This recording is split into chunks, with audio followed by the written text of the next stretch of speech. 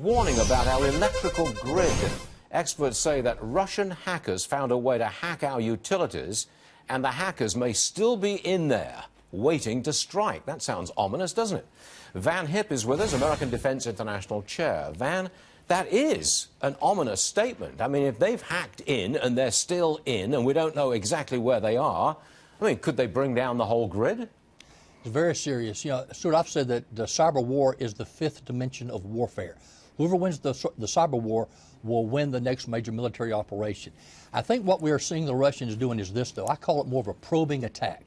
They're gathering intelligence. They're prepping the battlefield for something more sinister. You talk about taking down the grid. There are three ways to attack the grid. I think it's very important that people understand this. One is a cyber attack. One is an electromagnetic pulse attack. And the other is a Carrington event, a geomagnetic storm on the face of the sun. Well, Stuart, we had one of those back in 1859, and we were okay. But you know what? The American farmer could feed the American people and grow enough food in 1859 without electricity.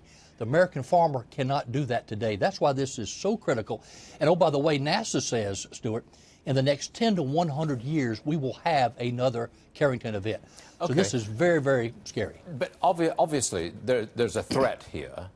But are we not in a position to do a counter threat? I mean, if somebody acts to bring down our national grid and we know who it is, surely we have the capability to exact, for better word, revenge, don't we? We do. We have some cyber offensive capabilities, and we've called out, our government called out these Russian thugs back last summer. We know who did this and who's behind it. But here's my concern. If you look at what the Russians just did, Stuart, it's very similar to what the Chinese did a couple of years ago on some major classified national security programs with the Pentagon.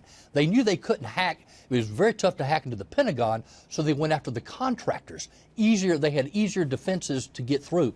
What the Russians did here, these major power companies, it's tough to get through to them. They went after their subcontractors, and through trickery, kept going up another level and another level. They're prepping the battlefield for something more sinister. Can we do anything about this? I mean, yes, go ahead. We can. And when I look at the capabilities we need, and I'm a South Carolinian, I'm going to brag about my home state, but we've got some great cyber capabilities. Savannah River National Laboratory, the first national lab to understand and say we need quantum computing to thwart the cyber attacks. Clemson University, I helped them on this. They have got a grid simulator, the nation's first grid simulator to simulate those attacks on the grid across the river. The Army Cyber Command at Fort Gordon, Augusta, Georgia. We don't need to reinvent the wheel. We've got probably the nation's best capabilities right there for the Department of Homeland Security, the Department of Energy, and yes, the Pentagon, to come together and do what it takes to secure the grid of this country. All right. Because we cannot play around with this. Grid security is so vital, really, to this country. All right. We're feeling a little better, Van. Van Hipp, right there. Thanks for joining us, sir. Appreciate it. Good to be with you. Yes, sir.